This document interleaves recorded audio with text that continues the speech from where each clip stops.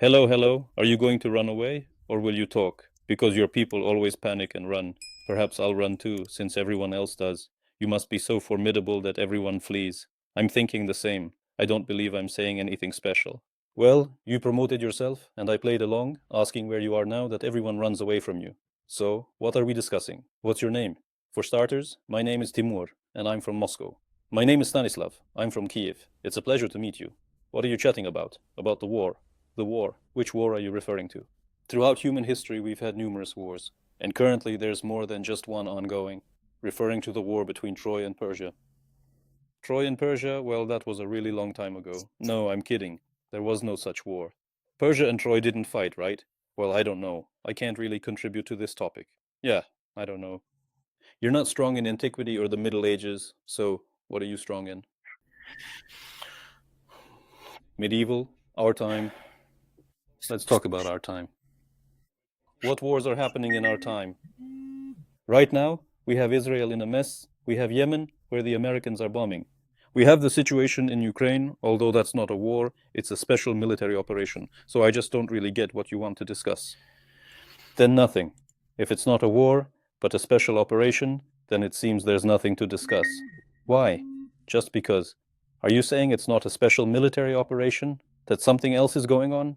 I'm saying it's war. Is it war? In what sense is it war? In the direct sense?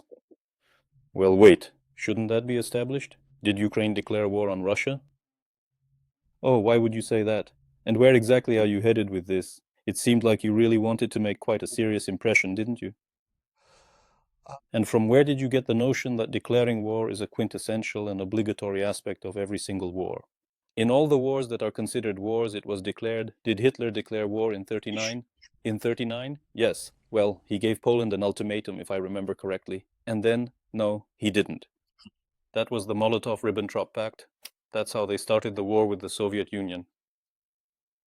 All right, did the Soviet Union declare war when it decided to invade Poland? There was no war in Poland. Wait, what are you talking about? The war didn't begin on September 1st, 1939, right? On September 1st, war starts between Germany and Poland. And the Soviet Union from the other side. But wait a minute, what exactly was the Soviet Union doing on September 1st? No, which day was it? The 20th, or... But not in Poland. Was it the 20th, or what was it, the 17th? Are you trying to say it was the 17th? But the problem is that until the 16th, the Soviet Union was only really at war with the Japanese at Khalkhin Gol. So, yes, and by the way, it started back on May 11th. We're talking about did they declare war or not? About the dates. The dates. You're telling me that war was declared on September 1st and the Soviet Union.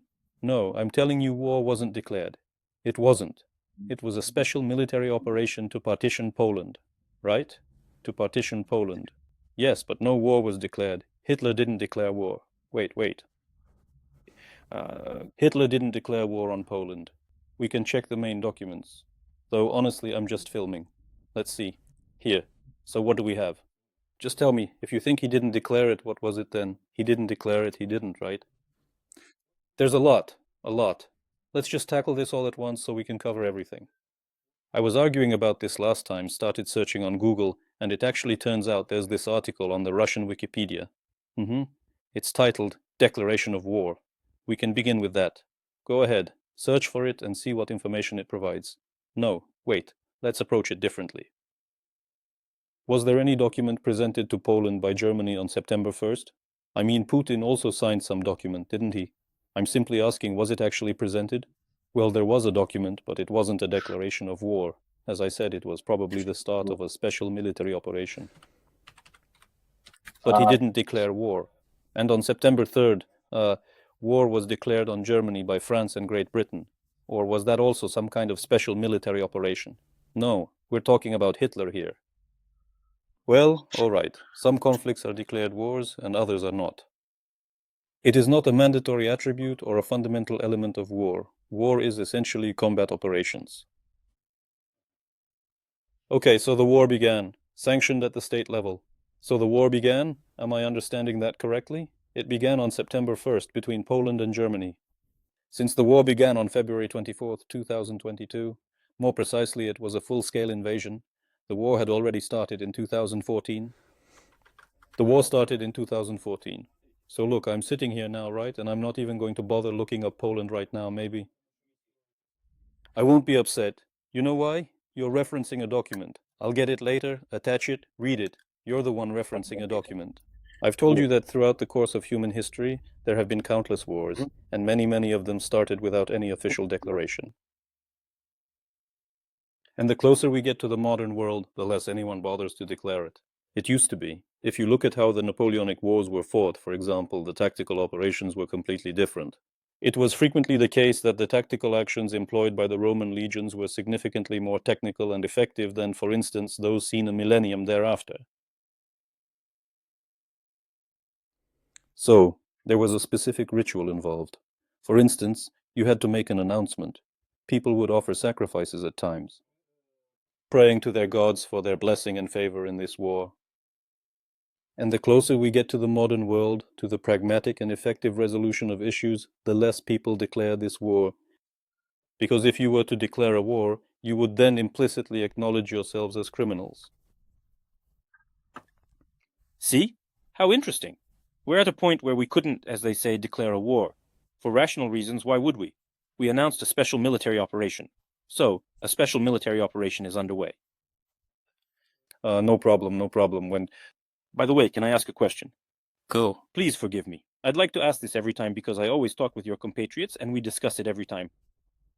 Is it a war or a special military operation? I say, there's a document, it states special military operation. So, it is a special military operation. They say, no, it's a war. I say, what's the fundamental difference? What's the main difference? I'm telling you, there's a document and it says this, that's all. But you say, no, it's a war. Why is it so crucial to call these events a war? No, you misunderstood. I'm not sure how it is for anyone else or my fellow countrymen. I'm just going to explain it for myself. I'll speak for myself. And with this question, I'm trying to figure out who I'm speaking with, what kind of discussion we'll have, and what points of contention will arise. Usually there are three primary vectors: the legitimacy of the events unfolding and the ethics of the situation. In other words, is it correct or incorrect? You know, whether they deserved it or not. And the third is the effectiveness of what's happening. So I'm just testing to see where you and I will start. So if you begin to be hypocritical, referring to this war as a special military operation or citing various documents, I simply understand the nature of the polemics that will follow. Once the war concludes with Ukraine's triumph, you won't be paying war reparations, but rather material compensation for the significant material damage inflicted. We will also put it in writing for you on the document, so you have no cause for worry. That way, when 80% of your 6 salaries are seized for reparations, you won't be upset that you're paying reparations, since there was no war, right? You will be paying compensation for a special military operation. Do you really believe that? Of course. Don't believe it. Does the country believe that? This isn't about belief. I was just explaining this to someone yesterday. It's like with Hitler. Hitler lost the moment he started that war, because it was an inherently idiotic idea from the very beginning, to fight the entire world, and for the long haul on top of that. Well, Russia has demonstrated to everyone, to the entire world, and now the whole civilized, rational, and influential world stands in opposition to Russia. And who is this civilized world? Wait, China, for example, is with us.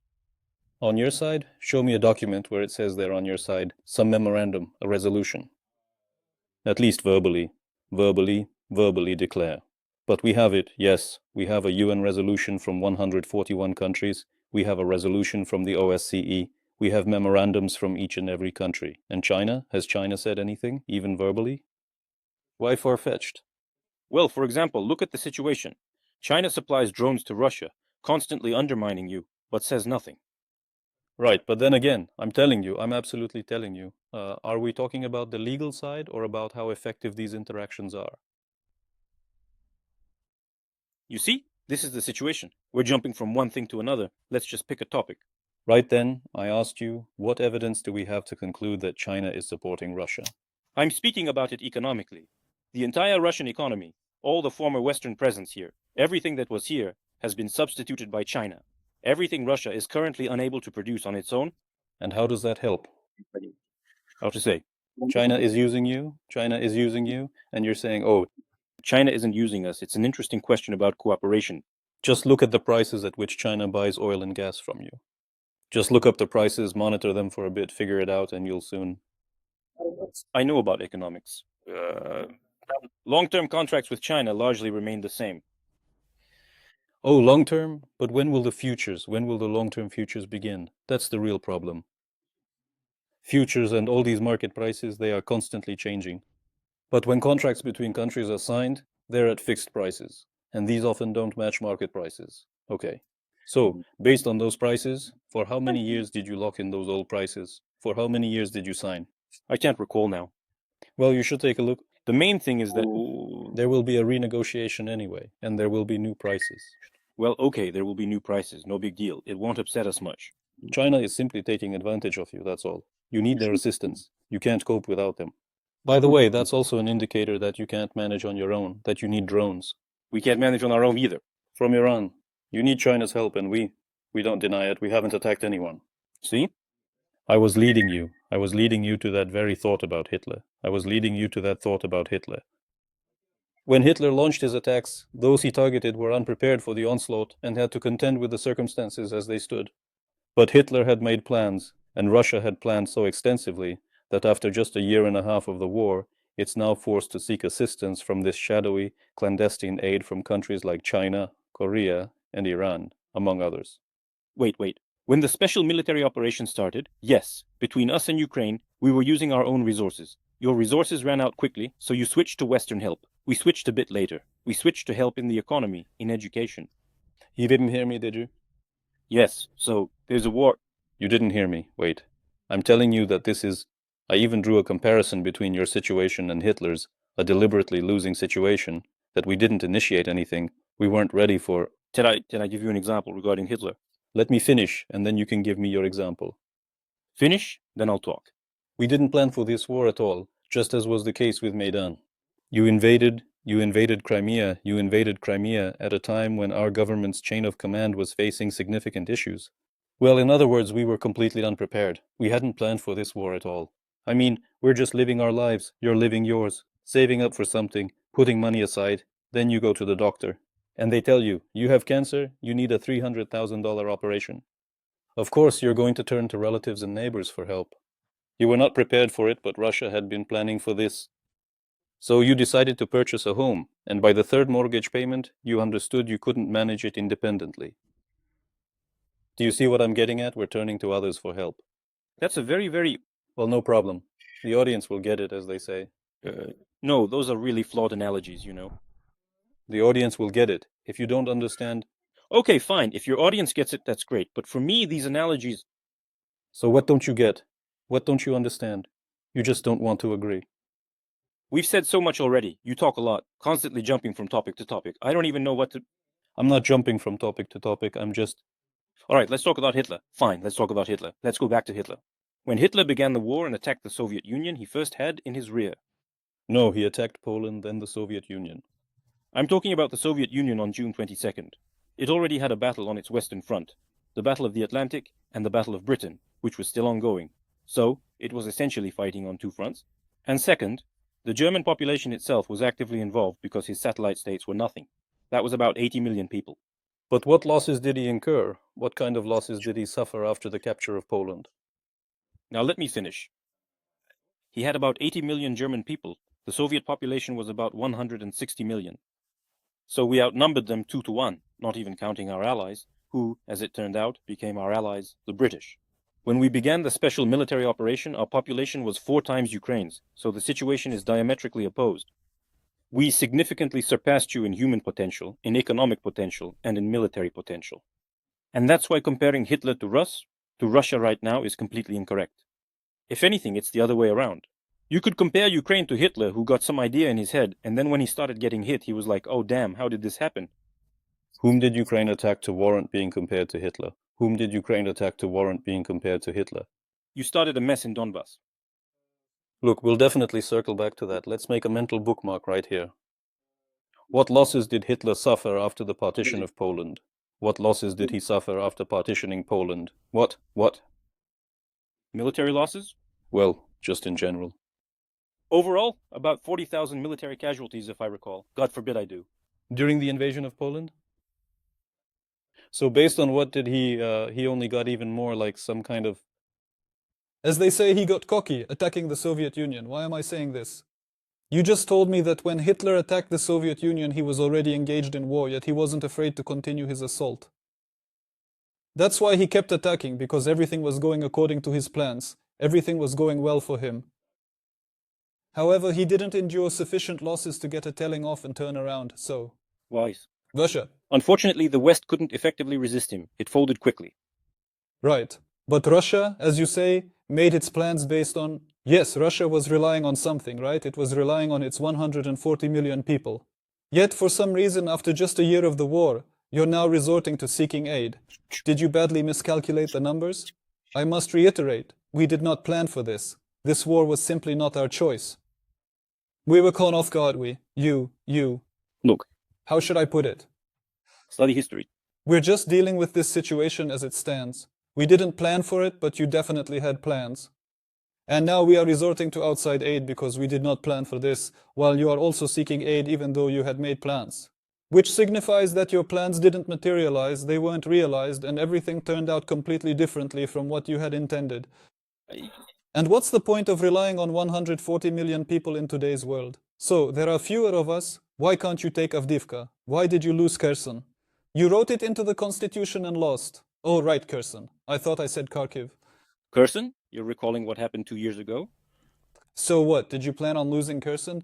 Oh, look, let's say... Did you plan to lose Kherson? Tell me, please. Please, in this case, it was planned, yes. Plan to lose Kherson? It wasn't about losing it. The troops were withdrawn behind... Then why write it into the constitution, just to lose it? To move the front line. Well, now it's our territory. You're standing on our territory now. Now you're placing troops... You planned this? Are you seriously saying you planned this? No, wait, let's try again. You think in a very interesting way that someone planned something, according to you. I'm offering you numerous instances demonstrating you had no plans for any of this. Did you envision a blitzkrieg straight to Kiev? Did you anticipate being welcomed with bouquets of flowers upon arrival? Truly, before this entire European machine fully mobilizes, It will never get going. it's already going. It won't get going ever. It's already happening. All the European countries are changing their defense budgets. Because now they comprehend who you are and recognize that they must protect themselves, including Poland, the Baltic states, Finland, Sweden, and so on and so forth. You talk so much I can't even manage to get a word in. Do you understand? When you talk about Kherson, you're way off the mark, to be honest. Do you understand the matter? There's a slight issue. The first point I want to make, yes, immediately for your viewers and for my own, is that I'm someone who enjoys delving into history a little, just a small amount. I'm not a professional historian, but I grasp one simple truth. The true causes and realities of all the events that are unfolding today usually only become known at least 50 years later, or even 100 years from now. Then why are you giving your assessments? No, I'm just an amateur. Unlike you, I don't know much history, so I give my opinions. So why are you giving yours? You should give them in 50 years. Listen to me. Why am I telling you this? Because you are the one giving assessments right now, and if I start echoing you and giving my own assessments, it will look idiotic on my part to my audience. I mean, why are you giving assessments if the real facts haven't been established yet? You shouldn't be concerned, you've already uttered quite a few childish things. Right, the documents aren't public, that's the first thing. Right, the most important thing, okay? Right, moving on. All this talk about some tactical successes. What documents aren't public? What are you saying? Massive documents from the... Documents about what? About intelligence? Intelligence about what? What? Intelligence? Which war? Which one? Yemen? Like you said from the beginning. There are still many classified World War II documents. So, are you talking about documents from World War II or the Russia-Ukraine war? I'm talking about World War II. Those documents are still classified. As for the Ukrainian situation, no, not half. 90% of all that's been produced remains unknown. No, you're now claiming Ukraine wasn't planning an invasion. You're saying Ukraine didn't intend to attack. You just said that to me. Those are your exact words. How do you know when 90% of the currently available documents, including intelligence records, even those held by Russia, simply remain undisclosed? How do you know Putin isn't a reptilian? How do you know? Well, that's logical at least, but Ukraine not planning to attack, that's not so logical. Seriously? So, Ukraine, a country possessing no nuclear weapons, a country devoid of proper armaments because they were removed under the terms of the Budapest Memorandum Ukraine, a nation which... The ATO, the anti-terrorist operation, couldn't even manage to reclaim the Donetsk and Luhansk regions in 9 years. Ukraine wanted to attack a nuclear power with a population of 140 million people, as you stated, and you claim that is logical? Is that less logical than Putin being a reptilian? One step at a time. First, Putin formalizes a pact of friendship, cooperation, and mutual assistance with the LPR and DPR. And exactly when did he finalize it? Would you kindly remind me? Oh, do you seriously want to fall into that trap? On the 22nd, right? Yes. There. Then, immediately after that? No. And when were the instruments of ratification exchanged? Right, on the 23rd, if I recall. No, not the 23rd, the 25th? No, not the 25th. Go ahead, verify it. Go on, verify. No, let's verify first and then we'll proceed. No. Look, the situation is as follows. Then your political leadership, you don't want to, but I do. We'll check this now. The political leadership had to decide whether to negotiate with Putin or not. Let's check this fact. What? About the ratification. Let's check. Ratification was on the 23rd, I think. Let's check. The treaty was signed on the 2nd. That's it. Let's check. Those are your words. Let's check. So what? You'll see it wasn't the 23rd. Okay, 25th. The invasion happened on the 24th. What's your point? And how many individuals, how many people truly perished in the occupied territories during the ATO, starting from the year 2021? What was the total number of casualties for that entire year? Hold on, the army was there, the shelling. How many? People were dying. Legally speaking. Are you referring to 8 people? Okay, 8, but they died. Look, by law, Russia had no right to enter the territory of the DNR and LNR until the exchange of instruments of ratification, which was on the 25th. It entered on the 24th. And purely ethically now, we're again on the legality and ethics, or rather the ethical aspect. If you wish to argue that Russia, well, there was such a specific argument put forth. Ethics is a good topic. Russia was in a hurry. Now, if this is truly illegal, some Russians might claim, well, we were just rushing. Indeed, we were rushing to provide aid to our brothers, to assist our brothers in Donetsk and Luhansk. So, what exactly was the nature of this assistance? If only 8 people died over the course of a year, then there was no urgency at all.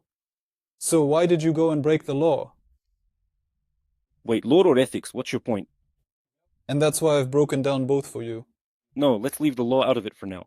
Let's stick to the law. You refuse to see it. Let's talk law. The law. Was it legal? Ratification on the 25th, invasion on the 20th. Well, here's a minor issue. You see, regarding legality or not, who are you exactly? Forgive me, but who? What I mean is, you're not the, the authorized body to make any decisions on an international level, right? Neither am I. Correct? So, what are we even talking about, and who are you? I'm not confusing. Are you a historian? Are you an authorized official? A lawyer? Then why are you trying to sell me all this? Move on. We'll take it. So let's just take it then. Are you serious? Hold on. Stop. Are you serious right now? So I'm going to look, I'm presenting you with a fact, and I'm pushing you against the wall.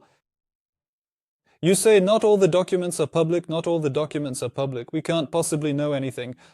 I'm telling you it was illegal. Ratification was on the 25th, but the invasion was the 24th.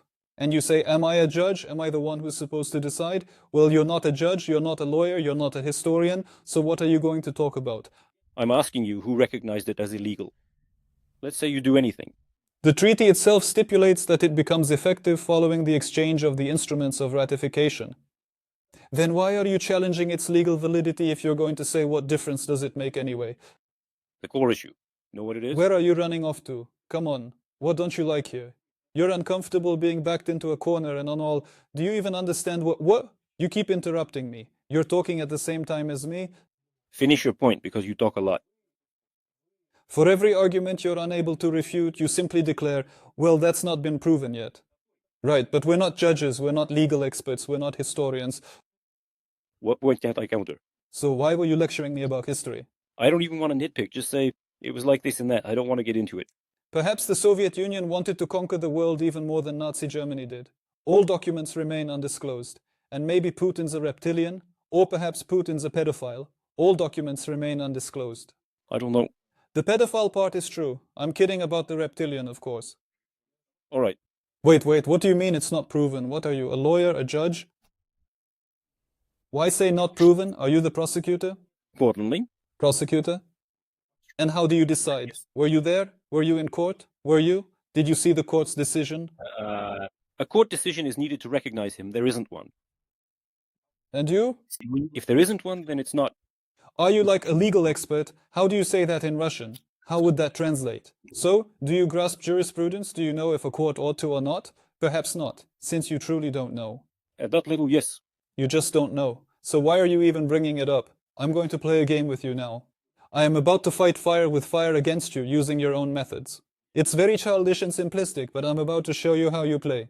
I just talk to your fellow Ukrainians a lot, you see. And for some reason, your Ukrainians seem to think that if a law is... How do you know you're talking to Ukrainians? Well, because I am. How do you know you're talking to Ukrainians? How did you verify that? Okay, so what? So what if they... Country, that it's Ukraine. So what? They're using a VPN. How do you know? You know, well, why? What's the difference? It's that if I'm talking to someone from Europe, for example, it's obvious. They're reasoning... To whom is it obvious? You're a specialist, correct? Well, compared to what? And because you all follow the same propaganda line, all of you have the same line. How do you know that? Where did you get that from? Are you such an expert that you can see it? That you can claim that? In this, I am an expert. No, you're not an expert. You merely referred to yourself as one. Yes. We were having a substantive discussion, exchanging facts, but you've simply turned it into a kindergarten argument. For everything you can't answer, you just say, well, it's not proven, the documents haven't been declassified. Why? The documents haven't been declassified. So what can we possibly discuss if the files remain sealed? Anything could have happened, really. I just said... Maybe Lukashenko is the one controlling Putin. Hold on, I'm saying that... How would we know? Any of us know? You're asserting now... I'm not asserting anything anymore. I don't know how to communicate with you. If, whenever you're losing, you begin referring to, not even referring to, but simply saying, well, it's not actually proven. No, I'm reiterating. But you're not an expert. Do you have a degree in explaining? Are you a certified explainer? That's ridiculous, fine. I'm merely reflecting your foolishness back at you. When I present a fact, it makes sense to either refute it directly or introduce a contrasting, controversial fact. Go on then, what are your facts? Why should I tell you? All the documents have been declassified. Documents. So there aren't any facts, there are absolutely no facts. The documents aren't declassified. Maybe the earth rests on elephants, I don't know. The documents are not yet declassified. Just say something. We'll know in about 50 years when they're declassified. Maybe 3 elephants stand on a turtle. I can't assert anything. We'll learn a lot. And to everything you say, I'll just counter with that incredibly infantile logic of yours. Yes, it is indeed childish. When you've nothing to say, you just claim, it's all relative, no one knows, nothing's proven. Let's... nothing's been proven. Fine. What else can I tell you? Well, listen, when I mentioned to you that the instruments of ratification were delivered subsequent to the invasion, you countered they weren't, okay, and... Are you some kind of legal representative? Go on, go on. And when were you talking about the declaration of war? Or maybe war has been declared? Let's go back there. Let's start from the very beginning. Maybe a declaration of war was made. Perhaps Ukraine declared war. We still don't have the classified documents. Are there documents? They're not classified. We'll find out in 50 years. That document will be public. So Russia hasn't declassified them?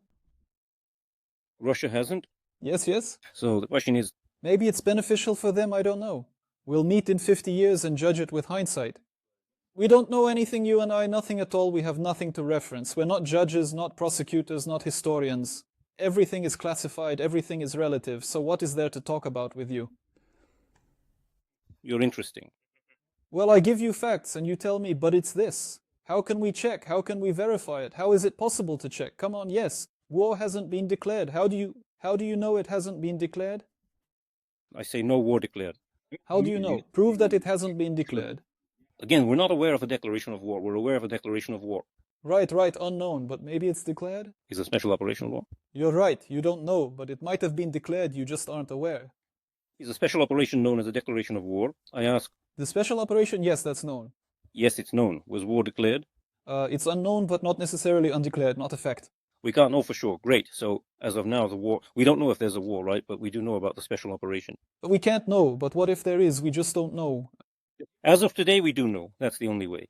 I'm not a representative. I'm not... what did you say? I'm not authorized. I am not authorized to officially acknowledge that particular fact. You've confirmed it's a special military operation, not a war. All right, thanks a lot. Shall we proceed? Legally, it's a special military operation, but in reality, it's war. Declared or not, I don't know. I'm not authorized. Based on what documents do you assert that this is a war? I'm not authorized. Sorry, I'm not authorized. What documents prove this is war? Well, those documents are classified, and I'm not authorized to discuss classified documents. There is indeed there is. It truly does exist. It exists, but it's classified. It exists, but it's classified. I didn't say that. No, not you. I'm saying it, I am.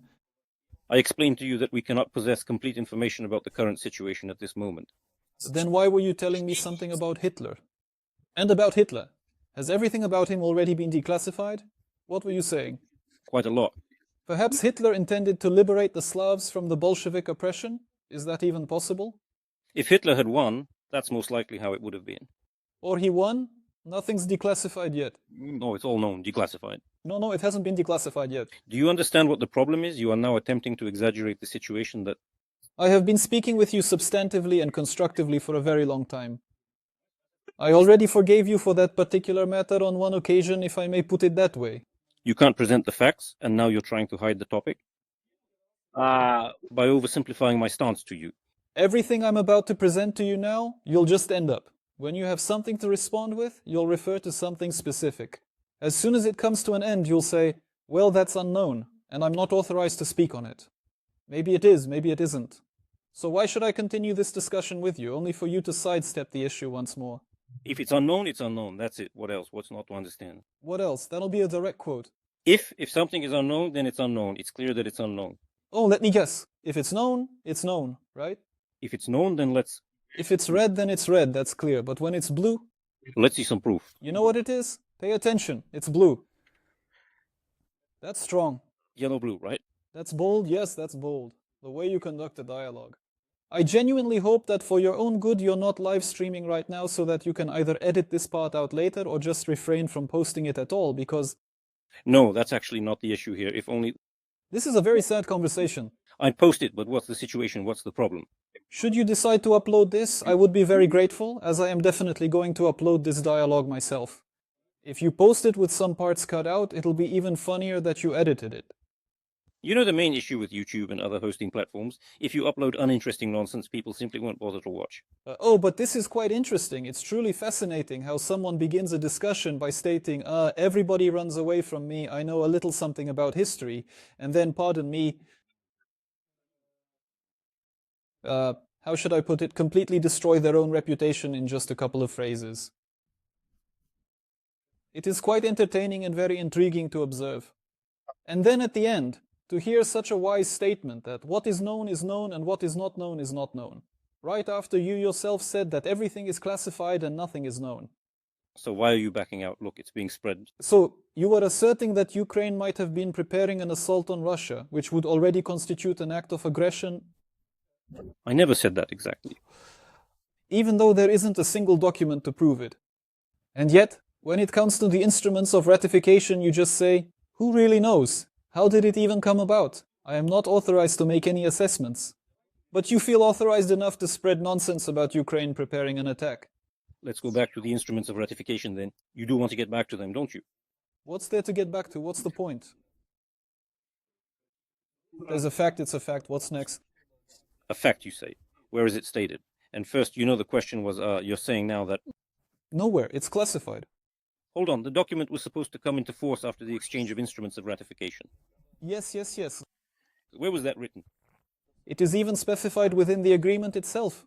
If you've ever prepared an agreement of any sort, it always stipulates, for instance, in an acceptance certificate, that the moment of transfer is marked by the signing of the acceptance and handover document where one party acknowledges receipt and the other confirms delivery. That's it. This procedure is stipulated directly in the agreement itself. So why do you then tell me, well, it doesn't really matter, no one will prove or verify it? If that's the case, then why discuss it at all? No one can prove anything, no one can check anything, neither I nor you are authorized to do so. You won't listen, it's clear why, because... I was listening up to a certain point because it seemed like we were at least attempting to have a constructive conversation. But when you conclude with everything is relative, I apologize, but that's not a conversation, that's just absurd. No, let's be constructive. I'm just telling you again, look. You're going to tell me what 2 plus 2 is. What is 2 plus 2? What if I tell you it's 5, and you understand that there is a theorem A theorem proves 3, another proves 5. No, there's no such theorem, unfortunately. Just for fun. No, Let me tell you, there's a theory of multiverses which posits that there are many universes governed by these specific laws of physics, and additionally a great number of other universes where the laws of physics and mathematics do not hold true.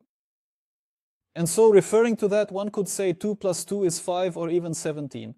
You see, that's not how a proper discussion is conducted. In a discussion, we delineate the conceptual framework, identify the domain, and then address the issue within that defined area. remember the number? No, I truly don't recall. I don't see the purpose in continuing to delve deeper if... But I'm interested. See? Let's just imagine that in some parallel universe the instruments of ratification were actually handed over on the 23rd. And now you are trying to prove this to me from some other universe, and you know what I'm telling you? You are not authorized. So who is going to prove that? And who is going to check that? And who is going to ask about that? You've done this twice now. The first time I just glossed over it, and the second time I conceded it. You misunderstood me. I understand. As I'm telling you, whenever I've got you cornered, you always say, no, nobody can actually prove that. You haven't understood me, my dear young man. This is just becoming a farce, you see? It's a farce. I've already even earned enough, so to speak, that I can switch and absolutely not lose anything in this regard. I see. Anyway, look. This is getting interesting. I'd love for you to switch it up, just to make things more exciting. Look, I'll explain it now. It would be perfect if you started by saying everyone is switching topics and then you switch. Look, so you grasp what's taking place. You see, we have this document here. I'm currently flipping through the agreement on friendship, cooperation, mutual assistance, and so forth. Yes, I'm reviewing it right now. I don't see what you mentioned just yet, but the gist of it is that we also have a body called the United Nations, which decides who attacked whom, who is the aggressor, who is not the aggressor, and so on. The issue at hand is that currently the United Nations, specifically the Security Council, has not released any official documents concerning the war. Any discussions concerning Russia and Ukraine, or the SVO, or the unlawfulness or impropriety of certain matters are simply not entertained. That is why I am not a lawyer. Wait, yes. Since you're not an international lawyer, you have no right to make such a statement. I can only... You're not authorized? Adopted documents. There are simply no officially recognized and legally binding documents available at the present moment. They're secret. That's why I'm telling you. They're secret, yes, and you are not authorized to analyze these documents. There, so you see what the situation is. The public ones are indeed public, but these remain secret. You get what I mean, right? So... No, I realize that a constructive discussion with you won't happen. I understood that after your second move. Here's your constructive point. There, that's it. I've laid out the constructive point for you. I constructively analyzed 2 points for you, but once you were meticulously dissected, you simply dodged them. You dodged them by claiming everything was ambiguous, everything was subjective, and everything was secret. I don't want to begin a constructive discussion with you once more, only for you to completely abandon it in the end. Do you understand? You can't prove a thing. I could even make a clip right now, and it would already be quite interesting. Do it. I would be very pleased. I don't make cuts. I upload everything from the point it starts hissing when you're there to when it stops hissing after you've left. And it's really pleasant that there's no foul language with you, so we won't need to edit anything out. That's excellent, because I feel the same way. This way it will be one continuous piece, and it will be clear what you said, how you said it, and where you directed your words. I am unsure what else we should discuss moving forward. So, next point, I've just explained it. Do you understand? No. Do you confirm all this? I do not confirm it. I am not authorized to confirm it. Not authorized? You don't need to be authorized. Perhaps there's a document stating Ukraine planned an attack, or maybe one where Putin is a reptilian. But I'm not authorized to discuss it, you have to understand. Don't force me to do what I'm not authorized to do. We are not discussing that. I'm telling you again, we are not discussing that because... Because you're not authorized to. What I do know, is that the United Nations Security Council has not made any decisions about you. And I know that Putin is a pedophile. There is no war, nothing at all. Well, you might know that, but once again... And just like you can know things. See, I said that specifically so you would say that phrase so I could catch you on your own words. So it's not just you who knows things, I know things too. Well, no court has made such a decision, no court at all. And no court has ruled that Putin is not a pedophile, can you imagine? But it doesn't have to make any decisions about anyone. And it shouldn't accept that. The presumption of innocence. How do you know what a court should or shouldn't do? It has to. Do you have a law degree? That's how the law works. Well, I have a law degree. You do? Then tell me something interesting about the court. Or shouldn't it find us guilty? No, I am positively telling you that you don't know this and you are not authorized to speak on it. And even I, with my legal background, am not authorized to comment on the court's actions. Do you understand the core issue here? Yes, that's right.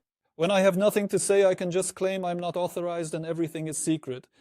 Thus, no decision, no event. I've learned from you. Now I know how to sidestep things. But you can't just wiggle out like that. It's truly disgraceful, understand? Let's continue. No, because you see, Putin is not a pedophile. The SVO was legitimately declared. Russia's actions are lawful. But who actually confirmed it and who ratified it other than Russia? SVO declaration. And did it need to be ratified? But you said the ratification documents were handed over. Who can verify that? Right, but who is able to supervise the official declaration of the SVO? Has anyone besides Russia recognized this as an SVO? Hold on. Russia declared the SVO, and there's a document it cites. Has anyone determined that this document is in some way not legitimate?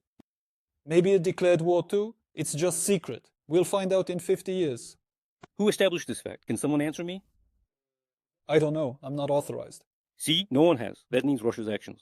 But has anyone established with 100% certainty that there isn't a secret declaration of war by Russia against Ukraine? Has anyone? I haven't heard about it, so I don't know anything. Maybe. Anything's possible. Well, if it's maybe... Elephants, turtles, and... But right now we have facts. Russia is acting legally and correctly in Ukraine. In accordance with what law? What law? The Charter of the United Nations. Acting legally, what, how? Is it with the United Nations, with its law? Which one is that? Not the law. Russia is acting in accordance with the Charter of the United Nations. It's acting in accordance with the Charter, for example? And are you authorized? Do you comprehend? Are you authorized? Are you an international lawyer? I don't need to be authorized by anyone. I can open the document. Or maybe it's secret. This could be a trick. Maybe, but in this case I open the documents and see what's written. Look, you must have realized we're not continuing this discussion. I told you messed up twice and reacted childishly. This is a very interesting topic because right now you're trying to talk in an exaggerated way, in the same format we started our discussion, by providing facts. Yes, it's exaggerated. We initially engaged in a very constructive discussion, but after 2 unconstructive exchanges, I ceased conversing constructively with you. As I mentioned, there's just no sense in it.